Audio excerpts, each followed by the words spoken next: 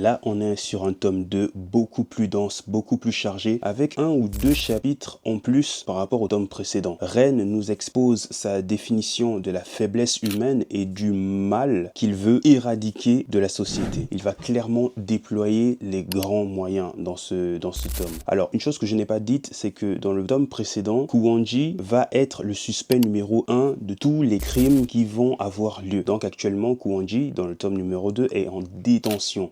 Sauf que Kuwanji est le principal adversaire de Ren. Là, ce que Ren va faire, c'est qu'il va utiliser des centaines d'élèves qu'il va faire fuguer dans tout le Japon et il va utiliser une personnalité publique pour tenter de les retrouver. Sauf que c'est en fait un coup de maître parce que cette personne publique, en voulant retrouver les élèves, va communiquer sur les chaînes nationales. Donc Ren va l'utiliser pour diffuser son message à travers tout le pays. Alors, je vais abréger un peu, mais ce qui est intéressant, c'est aussi l'importance que vont prendre les personnages secondaires, les personnages tertiaires. Il va vraiment avoir une hiérarchie qui va se créer dans l'empire de Ren au service de son idéologie. Et de l'autre côté, Kuwanji, lui aussi, va commencer à trouver des alliés. Et le tome 2 se finit sur un face-à-face entre Ren et que nous réserve le tome 3. Ça, je ne le sais pas, je le saurai dans ma prochaine lecture. J'ai mis plus d'1 heure à lire ce tome 2, je ne sais pas quelle est la densité du tome 3, mais vraiment, ouais, croyez-moi, là, il y a de la lecture en masse et en masse et en masse. Bref, je vous dis à bientôt pour ma réaction sur le tome 3. C'était Mars Lee, à bientôt pour de nouvelles vidéos.